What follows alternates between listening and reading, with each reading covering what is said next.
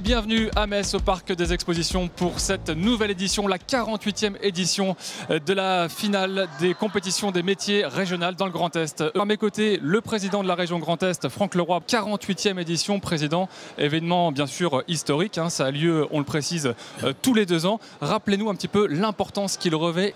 C'est un peu un événement qui ressemble à une présélection olympique, puisque les World Skills sont un événement aujourd'hui qui a trouvé sa place mondialement parlant et qui promeut les métiers. 60 métiers en l'occurrence vont faire l'objet de présélection aujourd'hui, et des métiers aussi importants que le soin à la personne, que la boulangerie, que la restauration, que les métiers du bâtiment, que les métiers de la transition écologique, des métiers dont notre pays a besoin, dont notre économie a besoin.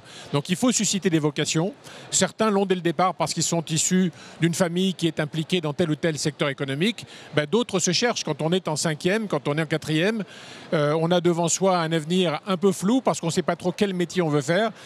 Venir suivre une compétition comme celle-ci, venir regarder et admirer le talent de jeunes qui, avec quelques années de plus, excellent au point d'aller défendre nos couleurs bientôt au Danemark en finale européenne, ou peut-être à Shanghai dans 2 ans, c'est quand même une sacrée source de motivation. Et puis on est encore un peu dans l'esprit des Jeux Olympiques qu'on a vécu l'année dernière. Et c'est ni plus ni moins que la compétition olympique des métiers, ô combien important pour notre territoire. On aura d'ailleurs des jeunes du Grand Est qui vont nous représenter au Danemark au mois de septembre, qui vont porter haut les couleurs du Grand Est. Alors je pense par exemple à Raphaël Michaud, qui est originaire de Meurthe-et-Moselle. Je crois que vous avez échangé un peu avec lui ce matin, avec quelques jeunes. Donc on est très fiers de ces jeunes. Et lui, c'est dans le secteur de la restauration, service en restaurant, qu'il nous représentera. Les métiers d'hôtellerie-restauration sont des métiers dans lesquels l'image de la France brille à l'échelon international. La France est une référence.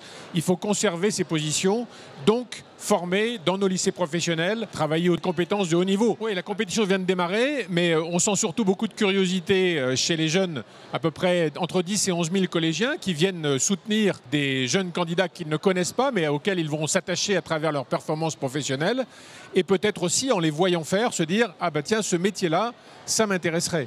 On est quand même à un moment tout à fait particulier de notre vie, puisque vont partir en retraite une génération de professionnels très aguerris qui ont apporté beaucoup à notre économie.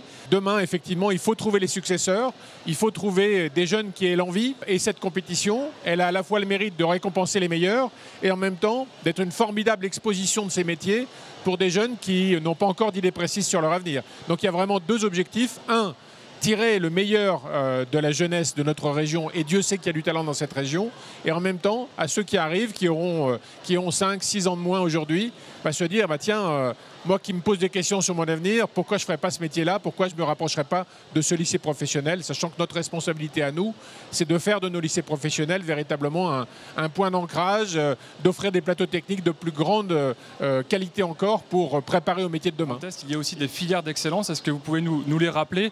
Les métiers d'art en particulier. Qu'on parle de Meisenthal, qu'on parle de Baccarat, qu'on parle de Falbillot, qu'on parle de sites comme ça, de Troyes, ou dans l'art verrier, on excelle. 2500 entreprises dans le domaine des métiers d'art, plus de 4500 professionnels dans ce domaine, avec là aussi une image, une excellence française liée au patrimoine, liée aux traditions, mais aussi à la modernité, puisque quand on fait de l'art verrier, c'est aussi des créations contemporaines évidemment.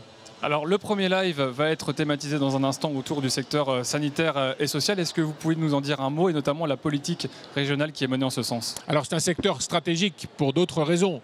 Les courbes démographiques font qu'on va assister à un vieillissement de la population. Et qui dit vieillissement de la population dit maintien à domicile de personnes âgées, dit soins de la personne âgée. Nos aînés, on leur doit beaucoup et on leur doit aujourd'hui de les accompagner. Et pour cela, il faut des métiers dans le secteur sanitaire et social, être aux côtés de la personne, en institution, en libéral, en indépendant. Et il faut donc susciter des vocations. Donc là aussi, l'excellence en la matière, elle existe. Elle va s'illustrer à travers les compétitions de cette fin de semaine.